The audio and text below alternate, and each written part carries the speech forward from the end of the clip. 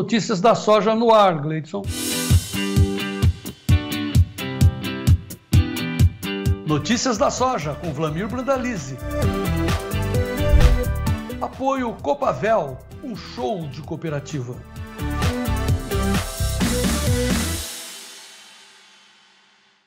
Dom Vlamir Brandalize, buenas tardes. Boa tarde, João Batista. Hoje nós vamos cantar onde? Você está com verde mais claro, estou com verde mais escuro. Nós formamos uma dupla terrível, mas o pessoal está gostando muito, graças a Deus. Vlamir Brandalize, nós temos muito o que comentar sobre a importação de arroz, feijão, essa loucura, né, que só vai prejudicar. Vamos falar das inundações, mas antes, claro, preciso da sua análise sobre o mercado de hoje e o que vem por aí.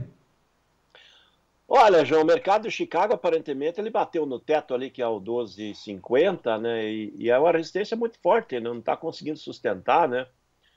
Agora já está perdendo 12,40 e agora, na próxima semana, se o clima normalizar para plantio americano, isso vai pesar bastante, né? Isso a gente alertou ontem, né? O pessoal critica que a gente vê o mercado para frente quando pode baixar, porque a gente tenta colocar o produtor numa posição que ele possa fazer um fechamento com níveis aí de cavalinho encilhado, né, João? Mas o mercado melhorou muito, né, em relação do que era 2 semanas, justamente por todas as tragédias que estamos aí, né? Essa tragédia gaúcha, 3 milhões de toneladas, talvez um pouco mais de perdas. A questão do atraso do plantio americano também pesa, né, porque agora vai jogando o plantio para dentro do período limite, né? Nós tem plantio até o começo de junho, mas quanto mais tarde, mais risco tem.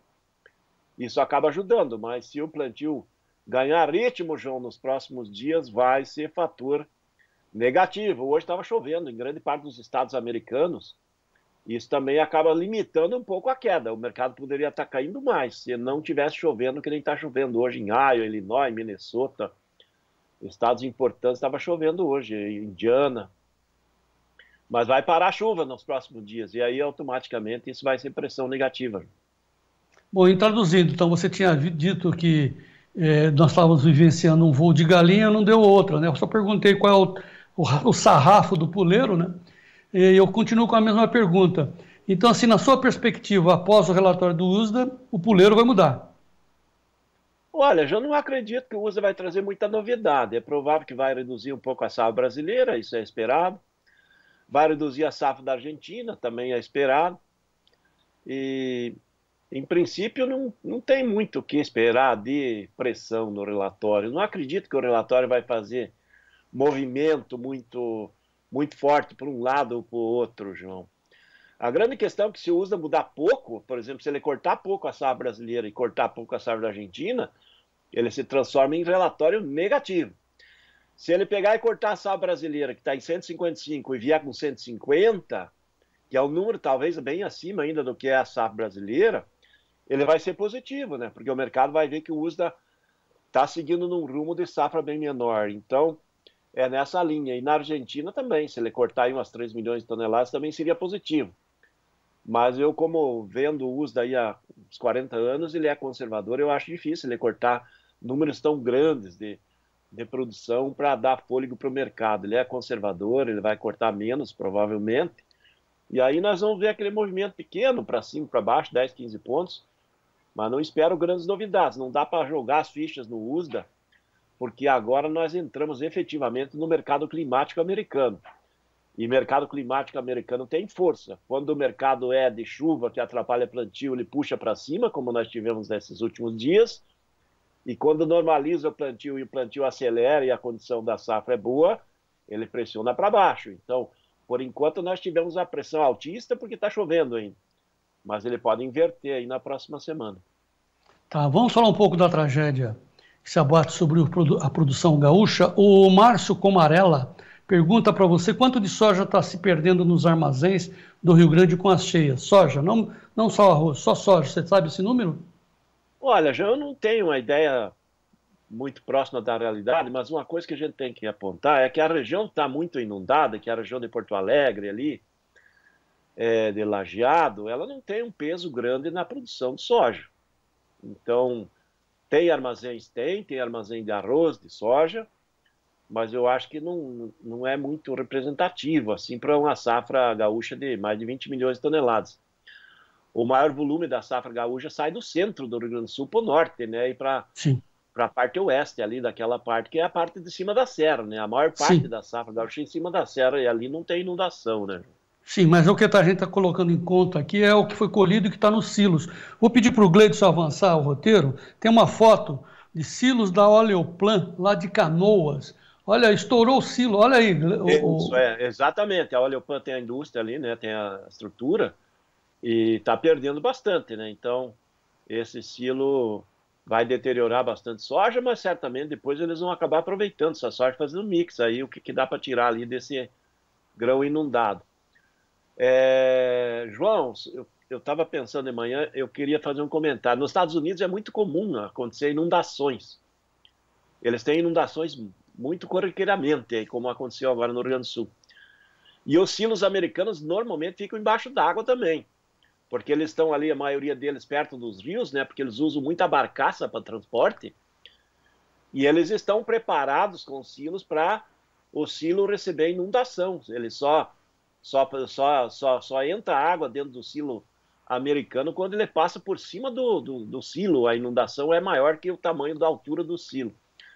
E hoje em dia a gente tem que começar, nessas regiões de risco, Louro Rio Grande do Sul, começar a pensar em isolar esses silos também para, se tiver uma inundação, ele não pegar a soja, né, João? Isso vai ter que ser repensado, o estilo que é atualmente aí nessa região, principalmente a região de Canoas, aí perto de Porto Alegre, que é uma região que de vez em quando tem enchente, né? Agora, uma dúvida que a gente fica realmente sensibilizado com a perda da produção, né? Vamos pedir para o Gleidson mostrar um vídeo de Pelotas, Rio Grande do Sul, lá embaixo, no sul do Rio Grande do Sul, o pessoal está retirando a máquina da lavoura, porque não há o que fazer, as enchentes estão avançando ali naquela região da Lagoa dos Patos, ali por perto de Pelotas. Veja aí.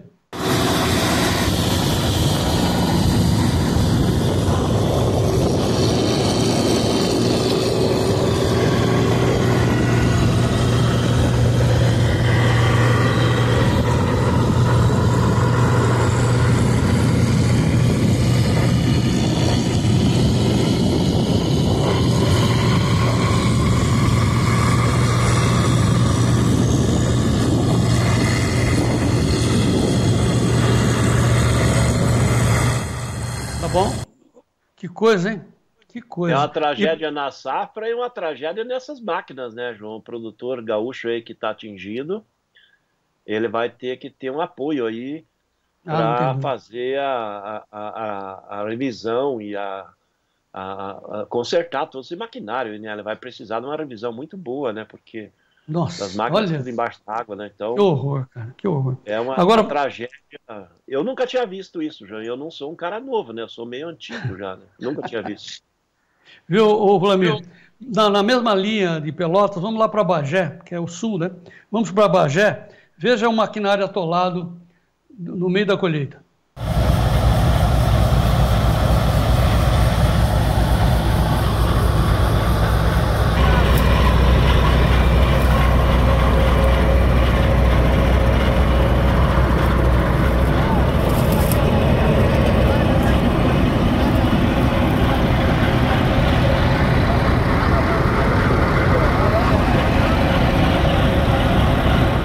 Vlamir, sabe o que me revolta? É ver na mídia social os esquerdinhas tentando jogar a culpa no agro brasileiro, cara.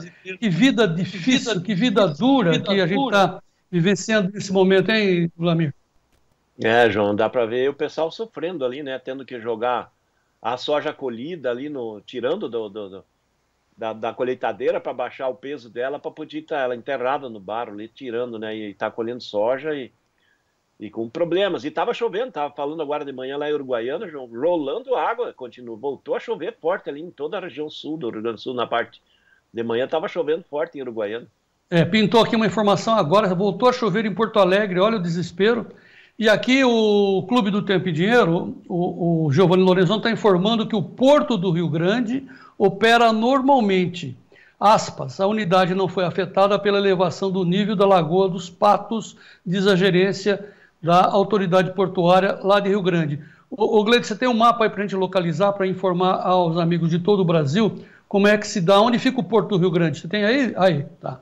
Então, Porto Alegre lá em cima, a ponta da Lagoa dos Patos, da Laguna, né? Lá embaixo, na região sul, é a cidade de Rio Grande, em frente fica Pelotas.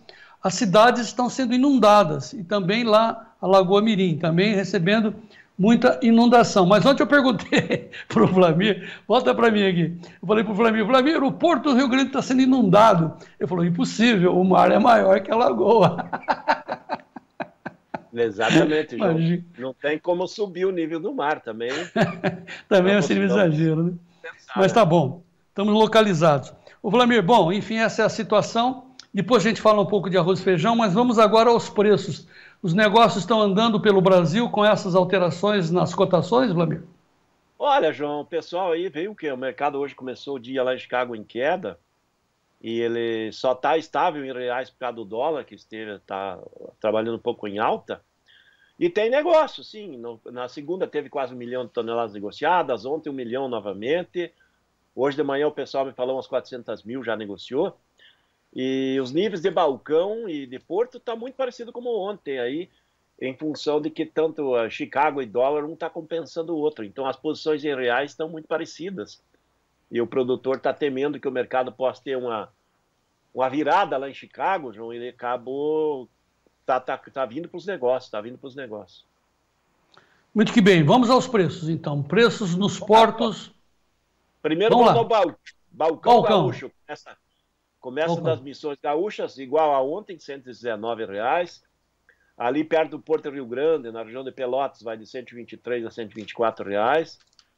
O restante sul e sudeste começa com 112, as posições menores, e vai a 122, aqui perto da região do sul do Paraná, aí na região de Ponta Grossa. Então esse é o balcão. Mercado de lotes, Cruz Alta aí na faixa de R$ 128, 130 ali na região de Passo Fundo. E daí passamos para os lotes aí no Porto de Rio Grande. Ó, o Porto de Rio Grande está funcionando, né? Então os embarques de portos aí estão dentro do normal, em todos os portos. 138,50 no junho, 140 no julho, 139 agora, alguns comentando. Aparentemente o mercado comprador nos portos está querendo baixar R$1, João. É possível que se mantida essa queda aí de 8 a 10 pontos, ele caia R$1 aí à tarde. O Paranaguá, no lote, Paranaguá 135 no maio, aí, esse restante de maio, 137,50 no junho, 139 a 140 no julho e 140,50 no agosto. Tem saído negócio aí, porque nós estamos muito perto dentro dos melhores momentos do ano, né? Ontem nós estávamos dentro do melhor momento do ano em reais e hoje está mantendo, né, João? Tá. Então passamos os lotes, Dom Vladimir, podemos ir por os prêmios? Prêmios, vamos lá nos prêmios. Os prêmios, tem que tomar cuidado, o prêmio já começou a querer ficar meio frágil. Ontem, por exemplo, no junho, o comprador pagava 10 positivo, hoje ele fala em 5. O vendedor está mantendo 25 positivos. O julho, hoje ele está pagando 20, ontem ele pagava 25. O vendedor quer 45.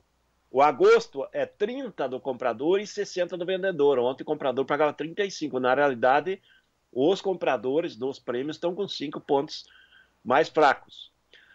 Também está mostrando alguma alteração na safra nova, né? Fevereiro é menos 20 do vendedor, com menos 50 do comprador. No março é menos 40, com menos 70 do comprador. É sinal de que o prêmio também começou a subir. Subir não, cair, né, João? Ele subiu no lado negativo. Tá bom. Ele está ficando mais negativo lá no ano que vem. É sinal de que o mercado está vendo que em pouco tempo vai começar a movimentar a nova safra, o produtor vai plantar e aparentemente o clima vai ser muito melhor do que foi esse ano, né? Tá, vamos concluir a soja para seguir para o milho. Então, o que você tem a dizer para os produtores nesse momento, Vlamir? Olha, João, o produtor faça a relação de troca, avalie tudo, porque é possível que o cavalinho encilhado esteja essa semana e a semana que vem ele começa a sair. E o produtor perca um pouco.